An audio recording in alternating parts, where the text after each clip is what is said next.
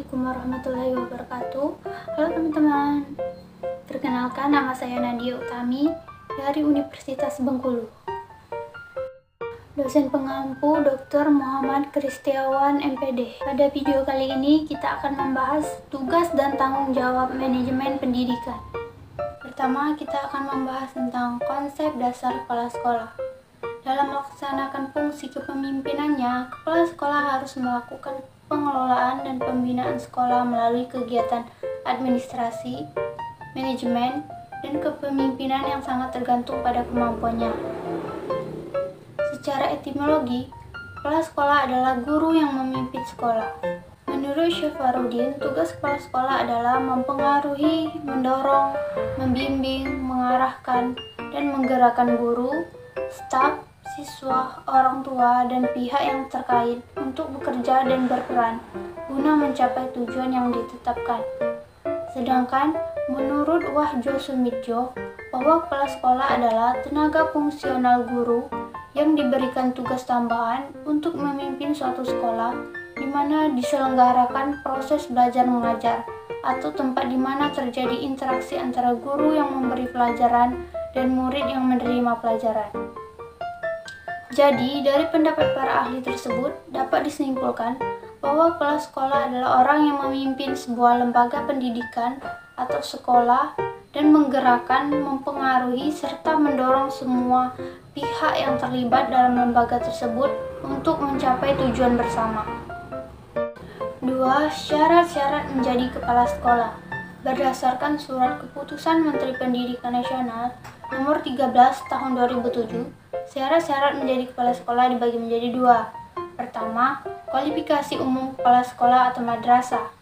Syaratnya yaitu 1. Memiliki kualifikasi akademik sarjana atau diploma 4, kependidikan atau non-kependidikan pada perguruan tinggi yang terakreditasi. 2. Pada waktu diangkat menjadi kepala sekolah, berusia maksimal 56 tahun. 3. Memiliki pengalaman mengajar sekurang-kurangnya 5 tahun, menurut jenjang sekolah masing-masing, kecuali di taman kanak-kanak memiliki pengalaman mengajar sekurang-kurangnya 3 tahun. 4. Memiliki pangkat serendah-rendahnya 3 atau C bagian pegawai negeri sipil, dan bagian non-PNS disetarakan dengan kepangkatan yang dikeluarkan oleh yayasan atau lembaga yang bersangkutan. 2. Kualifikasi khusus kepala sekolah atau madrasah terbagi menjadi 5. Pertama, kepala taman kanak-kanak atau TK. Syaratnya 1. Berstatus sebagai guru TK. 2. Memiliki sertifikat sebagai guru TK. 3. Memiliki sertifikat kepala TK yang dikeluarkan oleh lembaga yang ditetapkan pemerintah.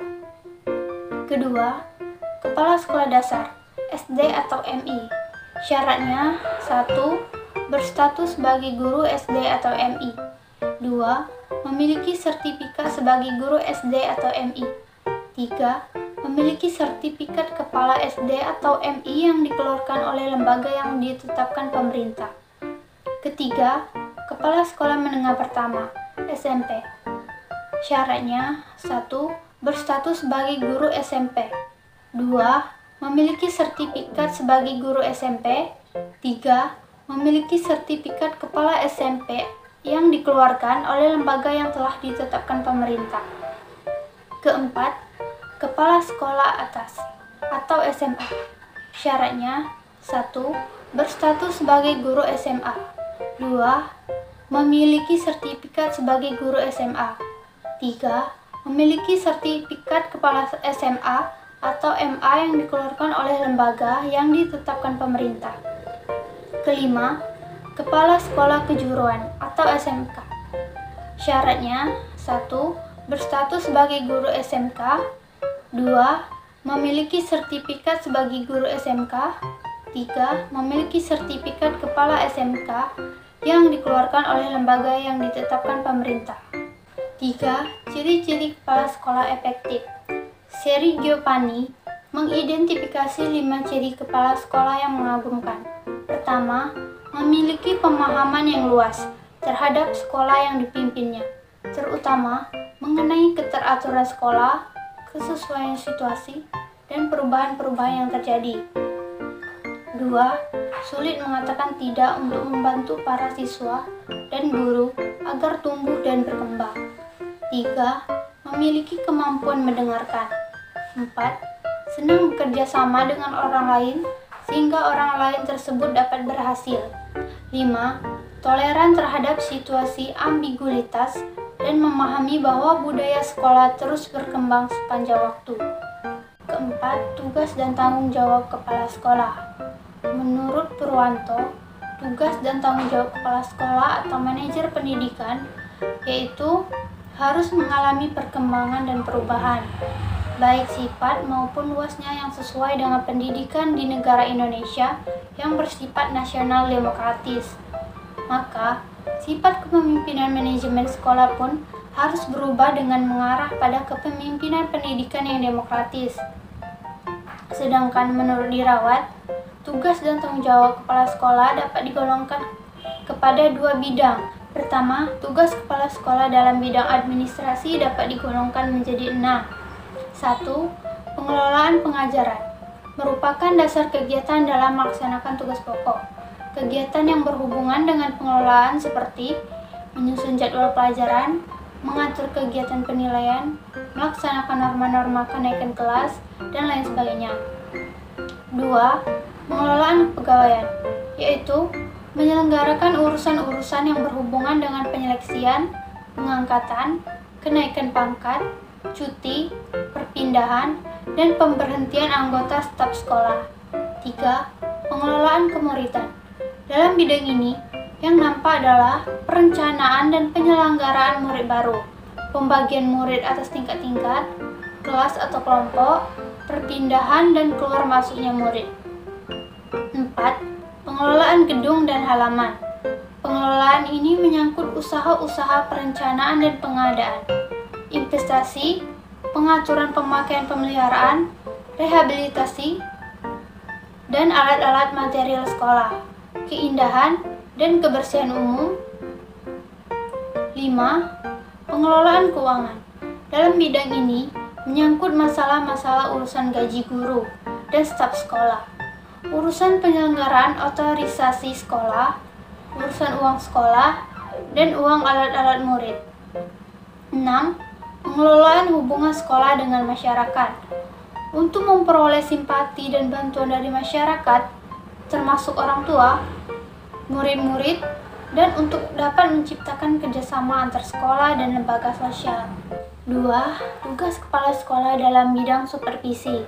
Pertama, membimbing guru agar mereka dapat memahami secara jelas tujuan pendidikan pengajaran yang hendak dicapai. 2.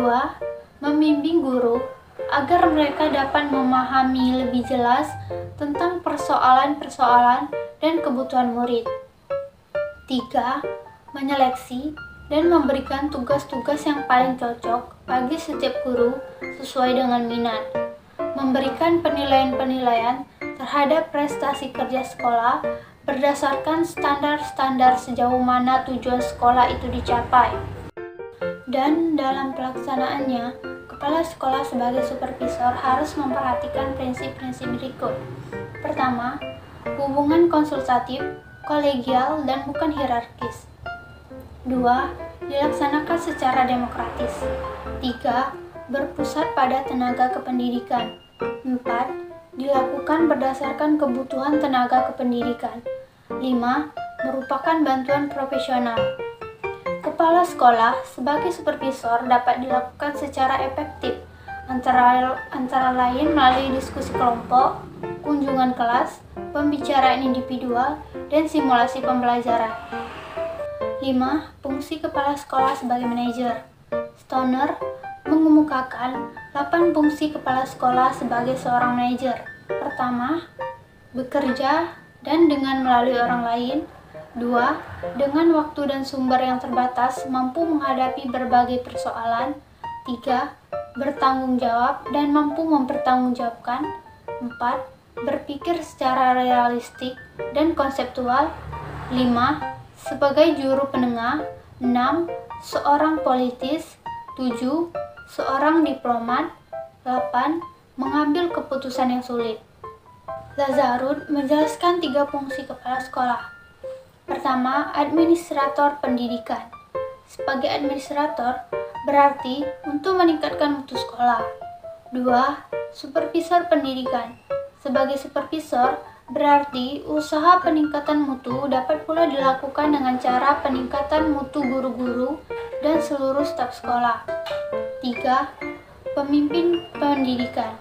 Sebagai pemimpin pendidikan, berarti peningkatan mutu akan berjalan dengan baik apabila guru dan staf bersikap terbuka, kreatif, dan memiliki semangat kerja yang tinggi.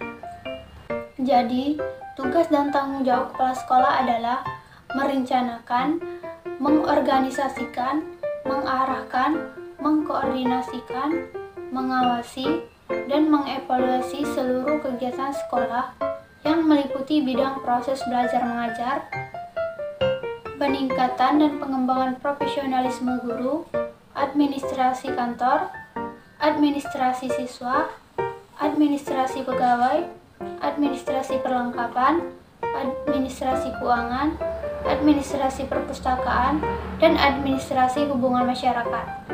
6. Peran kepala sekolah. Seorang kepala sekolah yang berperan sebagai administrator memiliki 10 peran, yaitu peran pribadi, kepala, pemimpin, penghubung, peran pengetahuan supervisi, penabur pengetahuan, juru bicara, peran dalam mengambil keputusan, wiraswastawan, pemecah waktu, pengalokasian sumber daya, dan perunding. Secara garis besar, pemimpin pendidikan memiliki 3 peran utama, yaitu 1. Peran kepemimpinan kepala sekolah terbagi menjadi 2. Pertama, kepala sekolah merupakan kunci dalam membentuk kultur sekolah. Kedua, kepala sekolah harus dapat menjalin hubungan dengan kelompok internal dan eksternal. 2. Peran manajerial kepala sekolah terbagi menjadi 3. 1. Peran manajer merupakan aspek utama kepemimpinan kepala sekolah. 2. Secara umum, kepala sekolah harus memimpin dari pusat, demokratis, mendelegasikan tanggung jawab, memberi kuasa dalam pengambilan keputusan, dan mengembangkan usaha elaboratif yang mengikat siswa, guru, dan orang tua. 3. Kepemimpinan untuk kepala sekolah. 1. Kepemimpinan struktural. 2. Kepemimpinan fasilitas. 3. Kepemimpinan yang mendukung. 4. Kepemimpinan yang partisipasi. 3. Peran kurikulum pengajar kepala sekolah. Ada 6 peran kepala sekolah di bidang kurikulum pengajaran. Pertama, menjamin kualitas pengajaran. 2. Mengawasi dan mengevaluasi pengajaran. 3. Mengalokasi dan melindungi waktu pengajaran. 4. Mengkoordinasi kurikulum. 5. Memastikan isi mata pelajaran tersampaikan. 6. Monitoring kemajuan siswa. 6 peran tersebut menggambarkan suatu contoh kepala sekolah efektif. Selesai nih video pembahasan kita pada kali ini. Jangan lupa like dan subscribe ya. Bye-bye.